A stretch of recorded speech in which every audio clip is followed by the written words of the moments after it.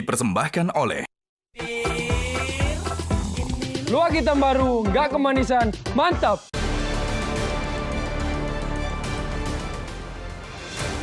Selamat malam para pemirsa, ketemu lagi di Hot Room dengan saya Hotman Paris. Pada saat korupsi merajalela di Indonesia, ternyata di Tanah Suci juga terjadi pungli. Tim pengawas haji DPR baru menemukan bahwa KBIH, kelompok bimbingan ibadah haji, ternyata oknumnya melakukan pungli di mana-mana, antara lain kereta dorong pun harus dibayar, kalau dibawa ke suatu tempat harus dibayar. Orang mau naik haji melaksanakan ibadah secara husuk malah dibebani dengan pungli. Ada apa ini? Dan bahkan katanya KBIH ini ada lebih dari 1.500 di Indonesia, dan pada saat mereka berangkat haji sudah bayar 3,5 juta. Inilah Hot Room, pungli di Tanah Suci.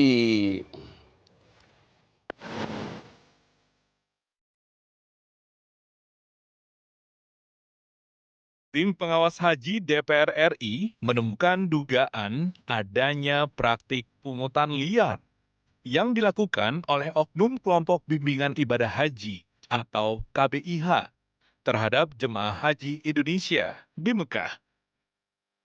Temuan ini menyoroti adanya pungutan dana kepada jemaah terkait layanan penyedia kursi roda menuju Masjidil Haram. Padahal, layanan tersebut seharusnya menjadi bagian dari fasilitas yang telah disiapkan untuk mendukung kenyamanan dan kemudahan ibadah para jemaah.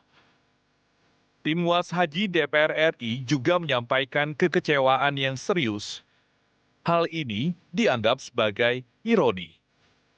Karena di saat pemerintah bersama DPR RI berhasil menurunkan biaya perjalanan ibadah haji dalam 2 tahun terakhir, justru saat ini ditemukan dugaan penyimpangan di lapangan. Dengan adanya dugaan praktik pungutan liar tersebut, Tim Was Haji menegaskan akan terus melakukan pemantauan agar penyelenggaraan ibadah haji berjalan transparan, bersih, dan berpihak kepada jemaah.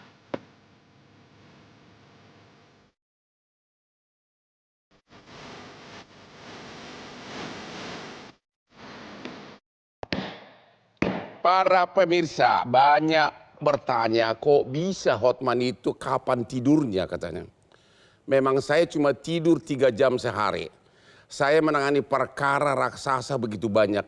Dan setiap malam saya harus keliling ke 91 klub punya kita, grup Holy Wing, termasuk 3 di luar negeri. Rahasianya apa? Kopi luwak hitam premium. Membuat kamu benar-benar konsentrasi dan semangat kerja. Itulah yang aku lakukan setiap hari. Dan ternyata klien saya 25 tahun, Prabowo Subianto, juga mencontoh gaya hidup saya. Dia selalu minum kopi tiap pagi dan berenang tiap pagi. Makanya kopi luwak hitam premium. 700 aspri saya ingat namanya. Jangan sampai kamu lupa anak istrimu karena sudah demensia.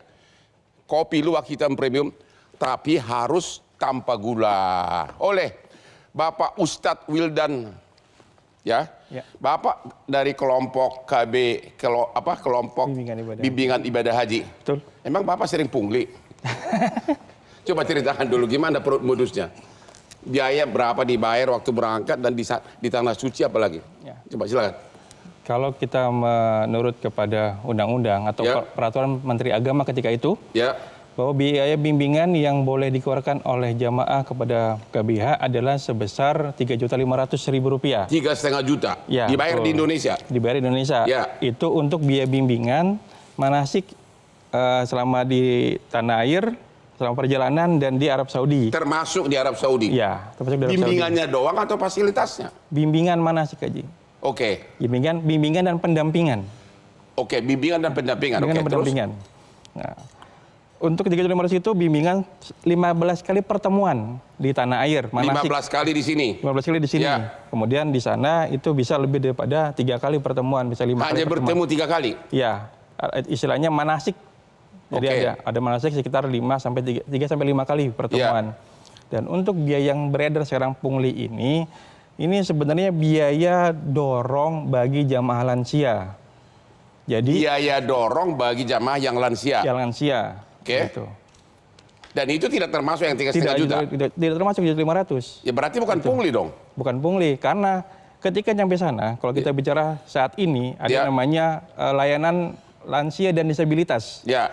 Lansia dan disabilitas itu dari hotel menuju Masjidil Haram, diantar ada tugasnya. Kemudian di sana nanti diserahkan kepada orang yang mendorong. Orang yang mendorong orang Indonesia, orang lokal? Orang lokal. Jadi orang lokal. Oke. Biayanya itu mulai dari kalau sebelum musim haji 300 sampai 400 real. Ya, berapa itu? Berapa rupiah itu?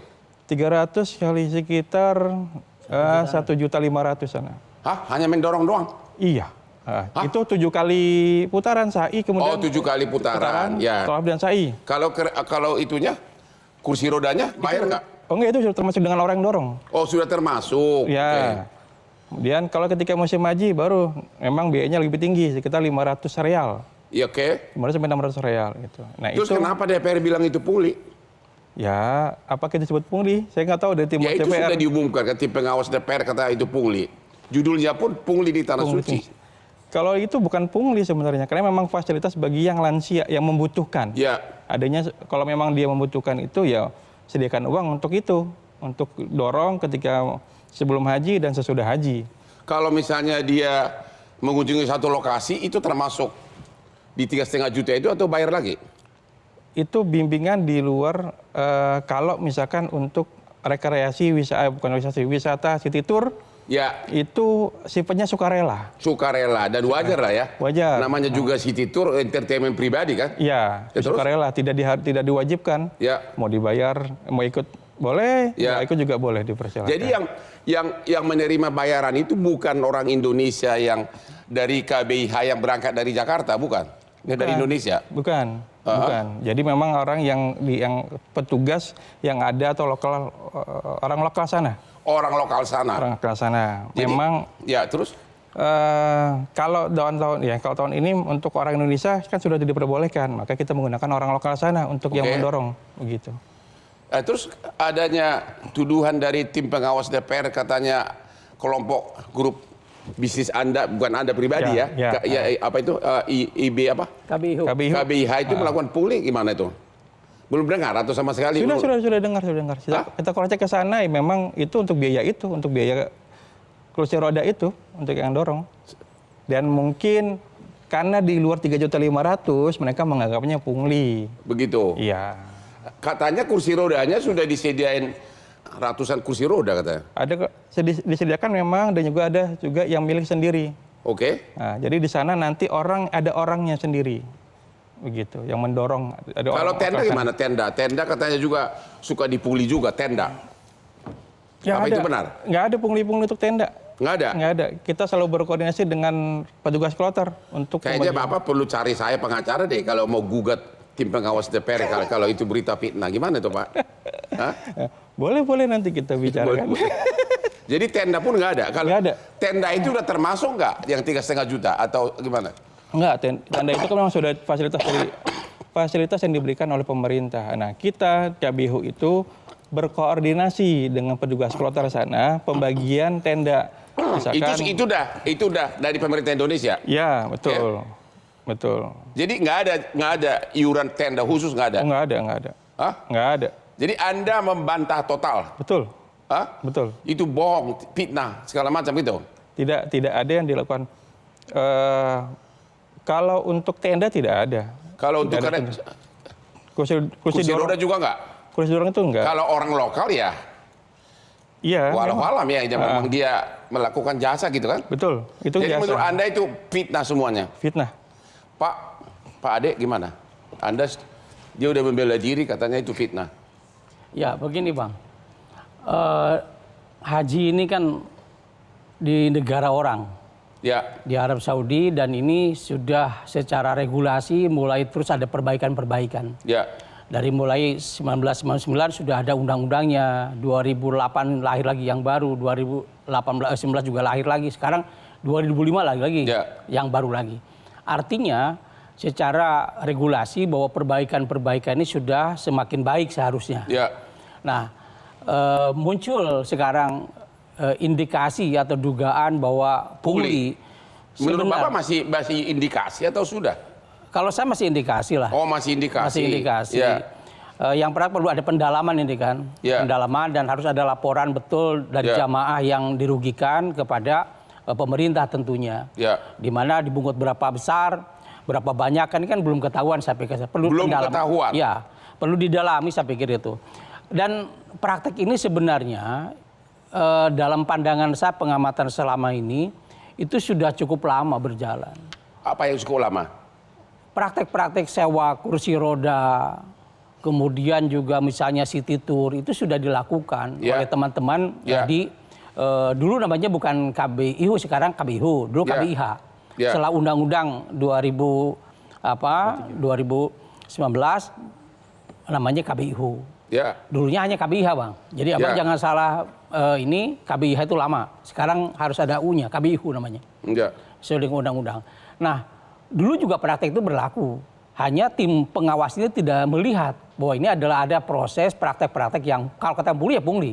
Karena ada, tapi tidak dilakukan oleh KBIHU, oleh oknumnya. Ini ada orang gini, Bang.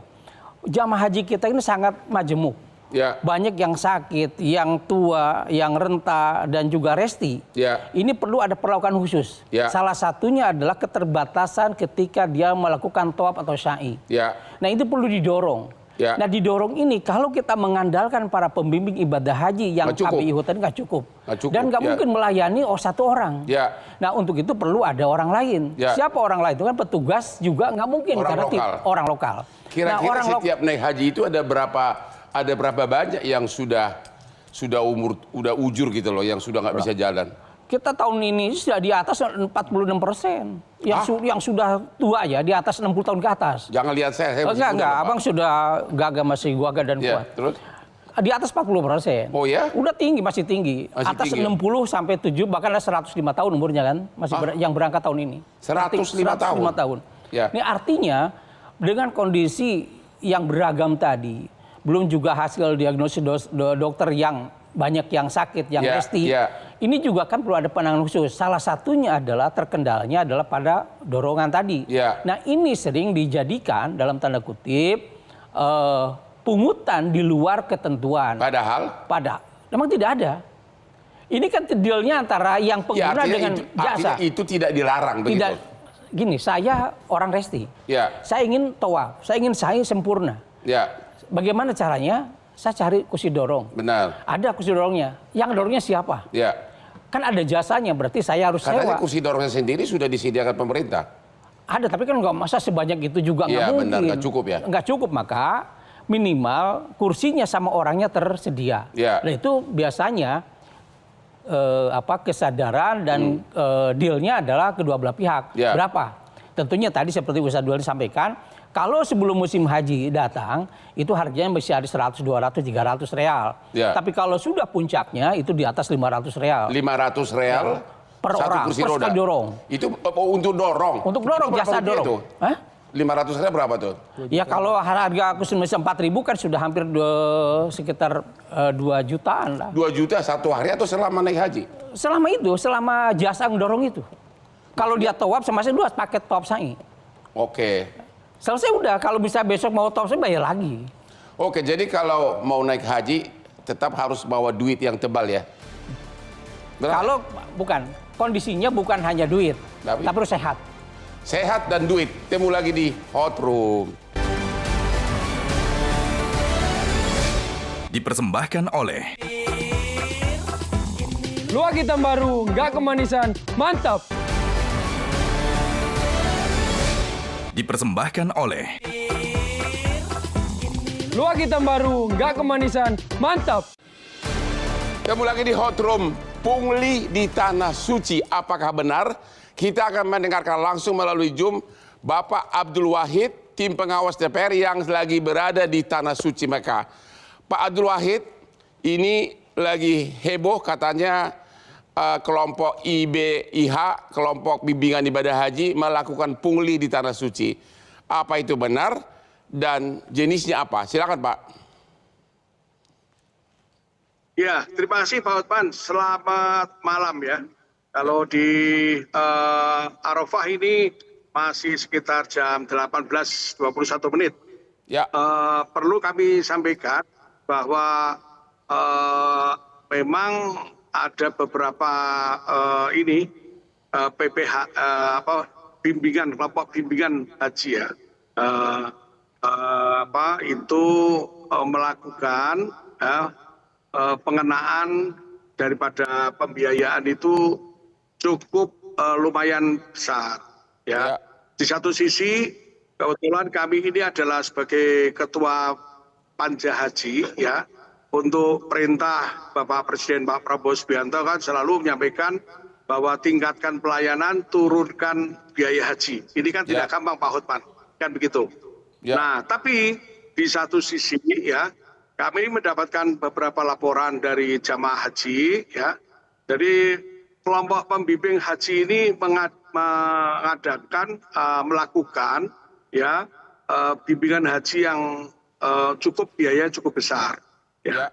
Cukup besar, saya katakan ada yang 8 juta bervariasi, ada yang 10 juta, ada yang 15 juta, ada yang sampai 25 juta. Ini kan sangat memberatkan oleh para jamaah. Jadi ini sangat kontroversi ya. Jadi satu sisi DPR ini melakukan penekanan efisiensi anggaran, tapi satu sisi ini adalah ada yang melakukan pengenaan biaya haji. Termasuk Pak Hotman ini yaitu melakukan minta kepada terutama jamaah yang sudah tua.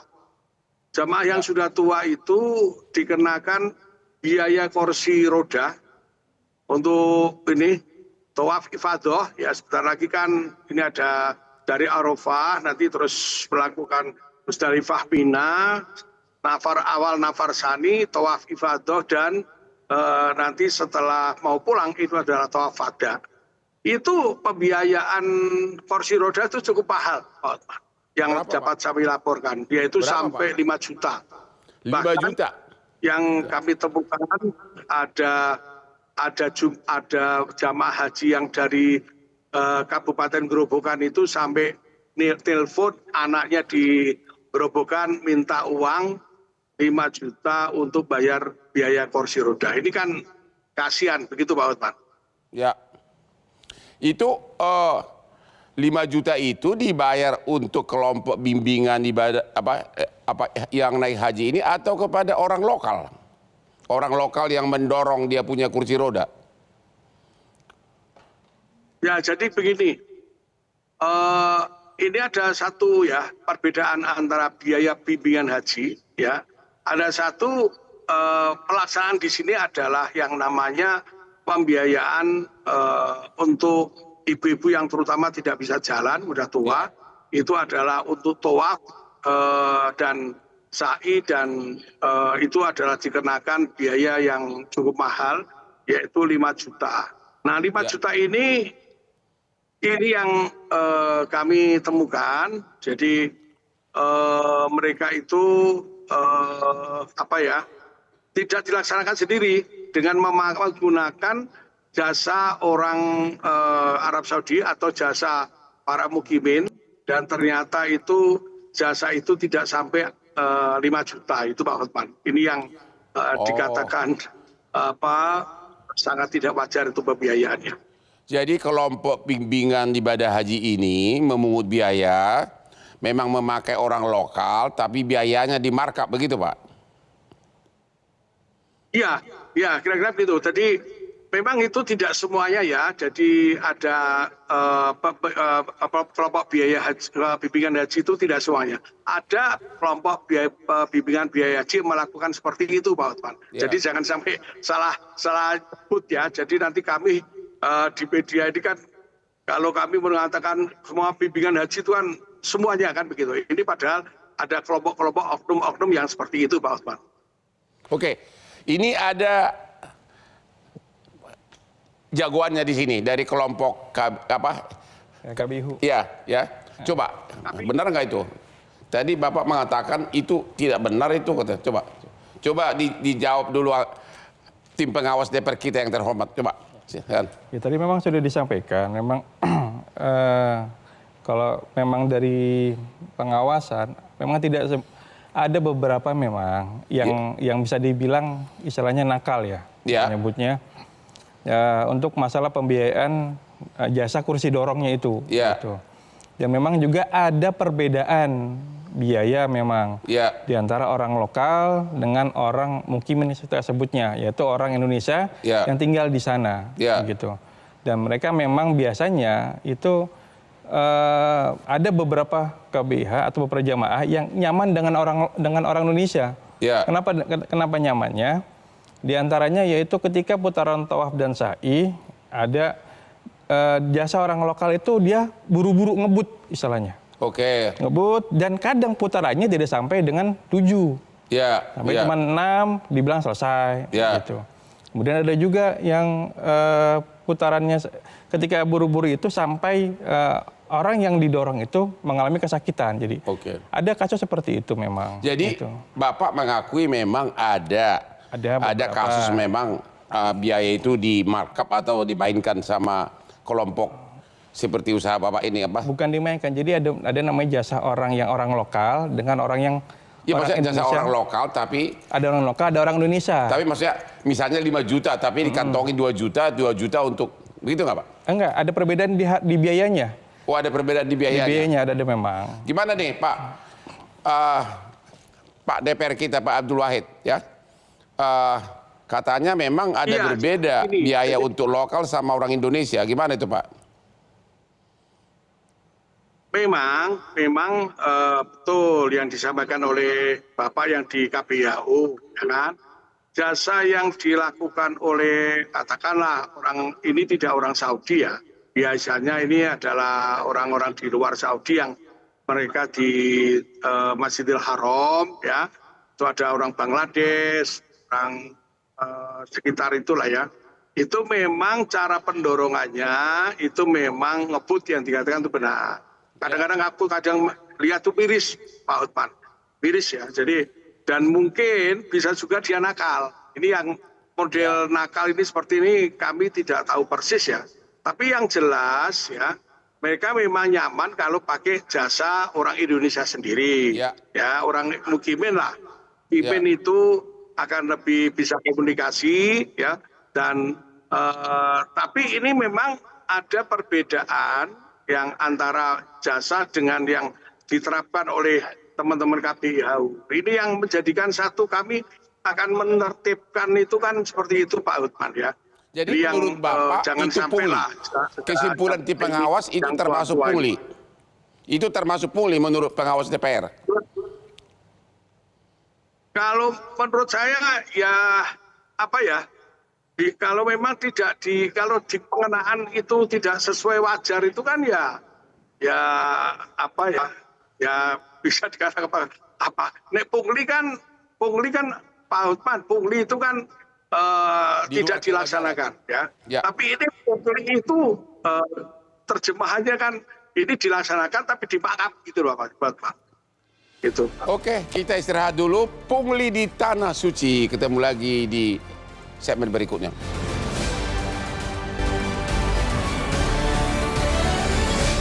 Dipersembahkan oleh Luwak hitam baru, nggak kemanisan, mantap. Dipersembahkan oleh Luwak hitam baru, nggak kemanisan, mantap. Ketemu lagi di Hot Room. Hotman tidak bosan-bosannya untuk menyarankan kepada para pemirsa minum kopi itu sangat bermanfaat. Karena begitu kau minum kopi, gairah kerjamu itu tambah. Gairah kerjamu itu semangat kerja nambah, konsentrasi juga nambah. Ya, jadi sekali lagi sering-seringlah contoh kayak Hotman. Kopi luwak hitam premium yang Hotman minum hampir 5 kali sehari. Tapi jangan lupa tanpa gula. Seperti umur 30 kan? Halo Pak Profesor Pidana. Kalau pungli di Tanah Suci jurisdiksi siapa yang berwenang mengadili? Ya, apakah polisi Indonesia berhak? Misalnya orang Indonesia lagi di sana dari kelompok beliau ini, dari kelompok bimbingan haji, begitu pulang di bandara ditangkap, TKP-nya kan di Tanah Suci, gimana tuh? Ya, pertama saya mau jelasin dulu sih, terminologi pungli itu dalam KUHP itu nggak ada. Jadi nggak ada definisi pungli. Yang ada, yang kita ketahui adalah pemerasan. Pemerasan. Ya, jadi pemerasan di pasal yang baru, kalau KUHP yang baru ini, di pasal 462. Ya. Nah, di 42 itu kriteria unsurnya adalah memaksa orang lain untuk menyerahkan uang secara melawan hukum dengan kekerasan ataupun ancaman kekerasan. Artinya ini belum termasuk pidana kalau seperti ini. Jadi kalau kita lihat aturannya, apakah ini ada aturan bahwasannya tidak boleh untuk memungut uang dalam penyelenggaraan, contohnya di ada nggak aturan? Nggak ada. Aturan biaya bimbingan saja. Hanya aturannya hanya biaya bimbingan doang. Ya itu aturan resmi pemerintah. Aturan resmi pemerintah. Oh, ada aturannya. Ya, ada PMA-nya. Ada semanya. PMA-nya. Oke. Ya, nah jadi dalam konteks tadi, kalau dia bentuknya pemerasan, seharusnya ini adalah pungutan yang dilarang. Ya. Dan dipaksakan karena ada unsur kekerasan ataupun paksaan. Ya. Tapi kalau itu adalah contohnya tadi bagian yang dari 3.500.000, tetapi ternyata itu ditambahkan lagi, itu berarti penipuan. Nah, penipuannya datangnya dari mana? Waktu dia mau diberangkatkan. Nah, jadi kalau dilihat dari lokusnya, sejak penipuan itu mulai di Indonesia, bukan di sana. Tapi kan begitu. Yang 3,5 juta itu tidak termasuk orang yang mendorong kursi roda kan? Ya, itu tidak baru termasuk. Yang kedua, tadi dikatakan yang mendorong itu contohnya lah, yang mendorong itu orang lokal ataupun tadi yang disebut sebagai mukimin, sebenarnya dibayar 1 juta, tapi dipungut 5 juta. Berarti kan ada unsur penipuan juga di situ, karena sebenarnya realnya. Nah, tapi ini kembali lagi, apakah ini dasarnya kesepakatan antara para pihak atau ini unsur penipuan? Penipuan kenapa saya katakan begitu? Karena yang diberitahu ini mukimin ini dibayar cuma 2 juta, tapi yang ditagih 5 juta. Nah, ini ada unsur penipuannya. Kalau itu termasuk pidana tapi terjadi di luar negeri. Ya. Gimana? Itu pidana nggak di Indonesia? Ya, kalau kita pakai asas Indonesia aktif ya, pelakunya orang Indonesia, korbannya orang Indonesia, maka bisa hukum Indonesia berlaku walaupun itu di negara lain. Artinya pungli di Tanah Suci tetap bisa dipidanakan di Indonesia. Pelakunya adalah Indonesia dan korbannya adalah orang Indonesia. Ya. Jadi konsep personality aktif itu bisa digunakan. Tapi kan jumlahnya kecil, kenapa? Paling satu orang korbannya paling 2 juta, 3 juta. Ya. Terlalu biaya kecil. perkaranya lebih besar, Bang, daripada biaya perkaranya akan lebih besar kalau nyewa pengacara kayak saya minimum 1 miliar. Gimana tuh? Ya, kalau menyewa abang mungkin nggak sanggup dia kan. Oke, Pak Abdul Wahid, jadi ini masih abu-abu apakah itu pungli atau tidak. Apa tindakan selanjutnya dari pengawas DPR sesudah pulang ke Indonesia? Jadi gini Pak Uthman. Nah, perlu saya sampaikan tahun ini itu Kementerian Haji itu merekrut anak-anak muda yang lulusan minimal sarjana, sarjana dan umur tidak lebih dari 50 tahun. Mereka bertugas. Di antaranya ini masalah membantu para lansia, membantu yang sakit, ya itu sangat berarti. Nah, di antaranya yang tadi terjadi persoalan memang ada pungutan, ya, yang dilakukan itu memang mereka tidak tahu jamaah ini. Petugas ini mengantar, ya, pemerintah menyiapkan kursi roda, juga menyiapkan tenaga itu.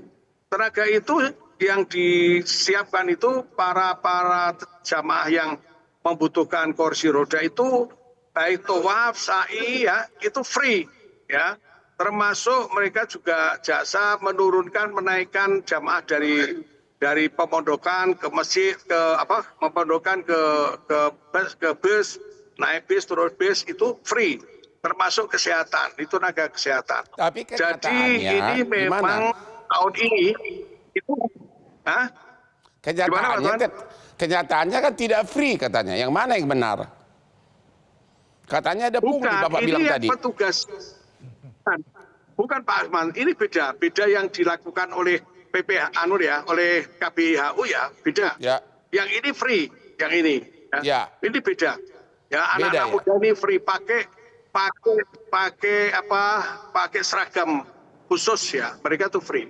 Jadi ini perlu kita tingkatkan sosialisasi kepada jamaah Pak Asman. Itu ya harus perlu kita tingkatkan sosialisasi bahwa jamaah haji tidak perlu menggunakan jasa orang lain, tapi pakai jasa tenaga yang sudah direkrut oleh Kementerian Haji Indonesia. Katanya tenda-tenda juga di Tanah Suci katanya suka dipungli juga, dipungut bayar. Apa itu benar? Tenda? Oh, enggak benar.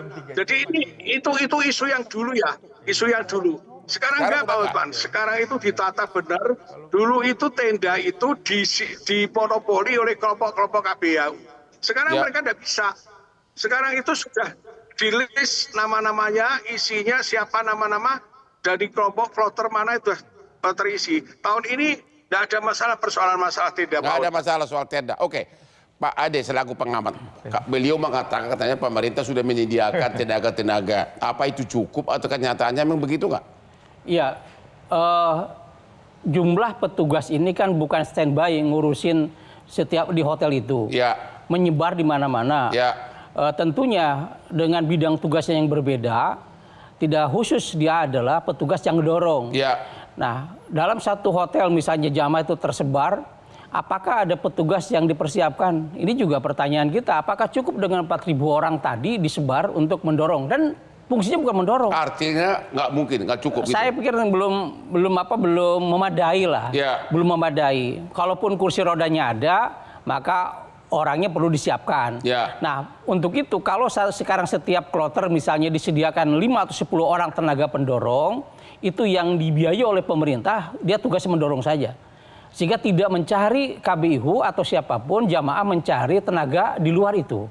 Nah, kenyataannya hari ini kan mereka mencari tenaga dan otomatis dengan durasi waktu yang panjang, apalagi pada saat-saat yang padat, harganya pasti tinggi, deal terjadi di situ. Nah, yang kita sayangkan kalau misalnya dealnya antara pendorong dengan pengguna, dengan yang didorong, maka kesepakatan harganya adalah saya kira tidak pungli. Tapi kalau melalui jalurnya tadi adalah si pendorong melalui KBIHU-nya baru ke penggunanya, berarti ada segitiga. Maka yang perlu mungkin yang Pak Abdul Wahid sampaikan adalah ada dana mampir dulu. Apakah dealnya adalah ke yang pengguna itu berapa, ke yang didorongnya berapa, ini yang... Dan itulah yang menurut Bapak pungli begitu? Nah, menurut beliau adalah pungli.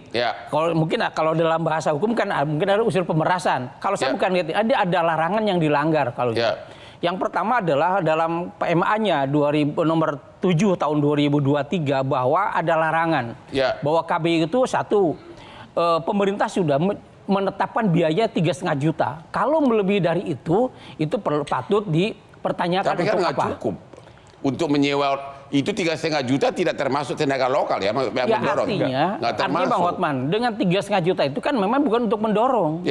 Bukan biaya tambahan dorong. Bukan biaya tambahan dorong. Itu hanya khusus lebih kepada pembimbingan dan pendampingan di Indonesia. Dan pendampingan selama di perjalanan di sana. Oh begitu. Memberangkatkan orang pembimbing perlu dibayar juga. Itu semacam tour guide gitu ya? Ya, seperti tour guide begitu. Nah, kalau misalnya maka dilarang di situ menetapkan biaya yang melebihi yang ditetapkan oleh pemerintah. Nah, kalau melebihi berarti patut diduga ada penambahan biaya yang tidak perlu. Apakah kalau ada penggunaannya untuk dorong tadi mungkin bisa dibenarkan dari sisi penetapan biaya. Misalnya memotong, dulu memang kasusnya, bukan tahun ini, kasus dulu adalah living cost jamaah, dulu yang 1.500 real, sekarang 750 real, itu banyak oknum dari KBIHU, KBIH yang memungut dana dam misalnya. Karena pungut ini bukan hanya kursi roda. ada city tour, ada dam. Dulu dam, sekarang dam relatif karena juga temuan dari Panwas adalah perlu ditertibkan. Maka KBIHU tidak lagi melakukan pembelian damnya lewat perwakilan-perwakilan yang mukimin, misalnya seperti itu. Oke, kita istirahat lagi. Nanti di segmen terakhir kami minta kepada para narasumber untuk kasih saran-saran kepada calon jemaah haji berikutnya. Temu lagi di Hot Room.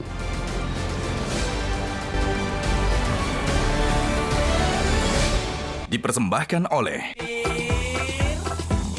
Luwak hitam baru, nggak kemanisan, mantap. Dipersembahkan oleh Luwak hitam baru, nggak kemanisan, mantap. Hot Room pungli di Tanah Suci. Oke, kalau begitu Bapak pengawas dari DPR, Abdul Wahid, apa yang harus dilakukan agar jangan terjadi lagi untuk mencegah pungli tersebut? Silakan Pak. Jadi terima kasih Pak Hotman. Memang ini perlu pengawasan yang ketat ya. Tidak hanya pengawasan di sini, juga pengawasan di Indonesia. Karena tadi disebut oleh beliau tadi pengamat, 3,5 juta pembiayaan bimbingan haji dan ada yang lebih dari pada itu. Terutama persoalan masalah dam. Ini juga dam ini juga sekarang ini KBIHU tidak bisa memungut dam. Ini penting, ini dam itu sudah diterapkan bayarnya lewat ad-dohi ya dari pemerintah Arab Saudi. Jadi ini yang saran saya sebagai tim pengawas haji untuk para jamaah terutama yang sekarang di sini di Arab Saudi atau jamaah yang terutama untuk yang besok akan berangkat, ya pilihlah KBIHU yang benar-benar mereka bekerja secara profesional, ya. Pilihlah KBIHU yang baik, ya, yang memberikan bimbingan. Tapi KBIHU itu bimbingan kelompok bimbingan. Jadi bimbingan itu mestinya ya sebatas pembiayaan untuk bimbingan, tidak menyangkut masalah pembiayaan kursi roda macam-macam. Artinya DPR belum sampai kepada sampai mengambil proses tindakan hukum ya, belum sampai ke sana.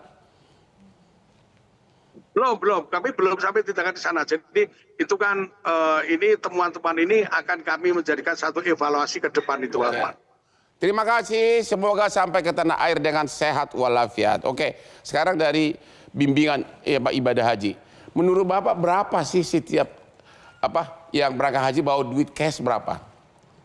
Minimum berapa kira-kira? Kalau biaya minimum ya tergantung daripada jamaah itu sendiri. Ya di luar yang sudah dibayar ini semua resmi, perlu berapa uang cash di kantong? Di sana berlaku nggak kredit card? Kredit card berlaku. Kalau untuk perorangan nggak dong? Bisa. Oke, jadi berapa minimum? Uang cash minimum berapa setiap orang yang jemaah haji bawa? Biar tenang di sana, apapun yang terjadi cukup uangnya gitu. Minimal 5 juta cukup. Minimal 5 juta. Minimal. Calon mertua saya kasih 10 juta nanti ya. Minimal 5 juta ya? Minimal. Karena sudah dapat pengembalian 720 dan itu pun kalau kita bicara di luar dam ya, kita untuk pribadi diri sendiri, itu ya minimal 5 juta sudah cukup Masya Allah. Minimal 5 juta setiap orang yang berangkat haji di luar yang sudah biaya resmi Pak ya? Ya biaya resmi dan biaya dam dan biaya semuanya lah. Oke, gimana dengan pengamat kita? Berapa minimal biaya harus dibawa biar ya udahlah cuma sekali seumur hidup, kalaupun ada pungli ya apa boleh buatlah gitu. Jangan sampai terlantar. Kalau kita berangkat normal dalam pengertian sehat badannya, maka pemerintah kan sudah menjamin makan pun sudah disiapkan. Artinya tidak perlu belanja kalau kita mau hemat. Ya memang tidak jauh-jauh 5 juta untuk bekal itu sudah cukup. 5 juta untuk bekal. Jadi kalau misalnya kecuali kalau kita ada tujuan lain sampai tadi kondisi badan yang tidak memenuhi maka perlu ada dana cadangan ya harus di atas 10 juta. Itu di kan atas relatif, 10 juta ya. Relatif ya. Ya mungkin yang perlu saya tekankan di sini Pak Hotman adalah haji kita ini kan haji yang memang sangat dinamikanya sangat tinggi ya. Di samping pendidikan, umur, bahasa, latar belakang itu juga keragaman yang luar biasa. Maka proses pembinaan kehadiran KBIHU harusnya bukan hanya tadi diberikan pembinaan oleh pemerintah, juga perlu diawasi sebelum apanya yang diawasi? Sekarang kalau ada penetapan 3,5 juta itu apakah benar dan digunakan untuk apa 3,5 juta itu. Dan kalaupun mau tadi ada tambahan untuk kursi dorong dan sebagainya di luar dana tadi, maka perlu disampaikan sebelum berangkat bahwa nanti ada Bapak Ibu yang kondisi badannya kurang fit, kurang prima dalam ibadah haji ini, maka perlu ada cadangan disiapkan karena perlu sewa kursi roda, ada jasa pendorong dan sebagainya supaya tidak jadi tuduhan pungli dan macam-macam tadi. Saya kira itu yang perlu disampaikan oleh pimpinan KBIH sebagai tanggung jawab moral, sampaikan keterbukaan untuk apa biaya 3,5 juta dan kalau perlu tambahan sampaikan sebelum berangkat sehingga tidak ada jamaah yang telepon ke kampungnya kembali udah sampai di sana. Itu kalau bawa uang ke sana rupiah atau bawa real? Tergantung, ada juga walaupun bisa tukar, bisa ada money changer banyak, biar ditukar, bahkan pimpinan KBU pun sudah menyiapkan untuk pertukaran uang itu. Profesor hukum kita, menurut Anda berarti itu belum sampai ke arah ranah pidana ya? Ya, saya kira yang paling penting kalau sampai terjadi hal yang terlalu signifikan, biaya yang dari 5 juta yang dipungutnya ternyata bayarnya cuma 1 juta, ada selisih 4 juta, berarti kan ada keuntungan yang tidak wajar. Nah, kalau keuntungan tidak wajar, kalau itu diambil oleh KBIHU, maka harus ada sanksi administratif. Sanksi administratif itu maksimum. Cabut izin gitu ya? Ya, sanksi administratif izin, paling tidak. Sanksi administratif dari pemerintah, dari Departemen Agama untuk memberikan efek jerah supaya jangan menghasilkan sesuatu nilai yang tidak wajar begitu. Jadi untuk melindungi para jemaah haji ini. Itu saran yang sangat bagus. Oke, jadi di segmen terakhir ini ada 2 hal yang penting. Naik haji minimum bawa uang 5-10 juta, uang cash ya. Yang kedua, para jemaah haji yang merasa di markup atau ditinggikan biayanya agar cukup melaporkan ke Kementerian Agama ya, agar izinnya dicabut. Oke, demikianlah akhir dari diskusi kita malam ini. Kami menunggu pulang para jemaah haji dengan gelar yang baru. Sampai ketemu, sehat walafiat di tanah air. Inilah akhir dari Hot Room setiap hari Rabu jam 9 malam. Yuk silakan Pak, sini Pak. Yuk Pak.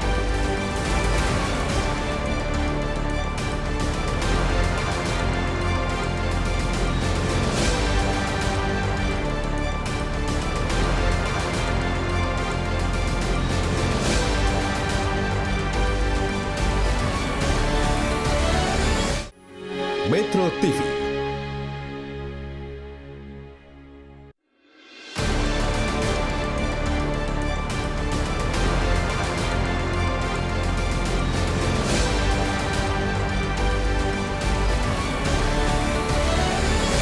Jelajahi cara baru mendapatkan informasi. Download Metro TV Extend sekarang.